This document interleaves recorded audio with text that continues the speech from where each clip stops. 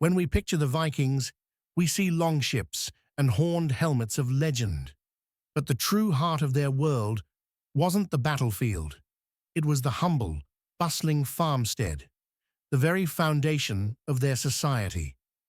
At the center of it all stood the iconic Longhouse, a massive single-roomed structure often curved like a whale's back.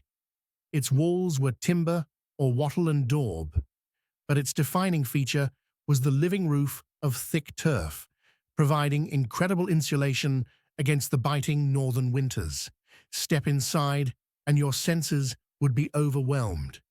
The air is thick with smoke from a long central fire pit, the only source of light and heat.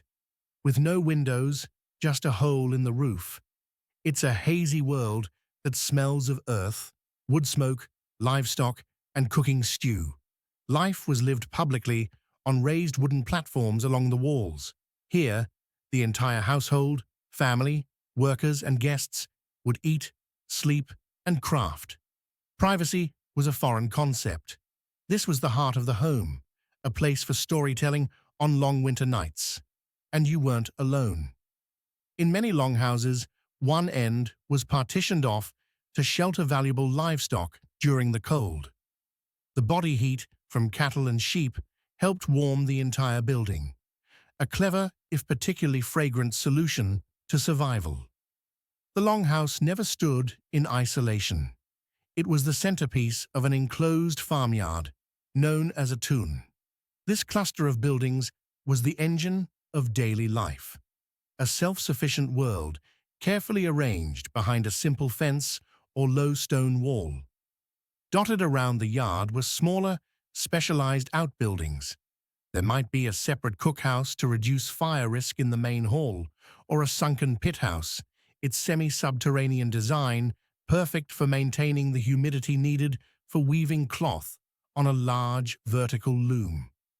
You might also find a bathhouse for steam, a small smithy where tools were forged with the steady ring of a hammer, and various sheds for storing precious food, tools, and firewood for the long winter ahead. Outside this fence, the land was everything. The Vikings were, first and foremost, farmers. They cultivated hardy grains like barley and rye and tended gardens with cabbages, beans, and peas. Every family member had a role in the vital work of the harvest. Beyond the crops, livestock was a living sign of wealth. Cattle provided milk, sheep gave wool for essential clothing, and pigs and chickens foraged nearby. These animals were the family's walking pantry and bank account all in one. Nearly everything they needed, they made themselves. Women would spin wool and weave it into cloth for sails and tunics. Men worked wood and leather, crafting everything from bowls to shoes. The farmstead was a hive of constant skillful activity. Location was key. A typical farmstead was placed near a source of fresh water, like a river or fjord, which also provided a highway for trade and travel by boat. Good grazing land and fertile soil were, of course, non-negotiable. And while we imagine mighty fortresses, most farms were lightly defended. A simple wooden fence or stone wall kept livestock in and wild animals out. The real defense was the community, with neighbors ready to aid one another in times of trouble.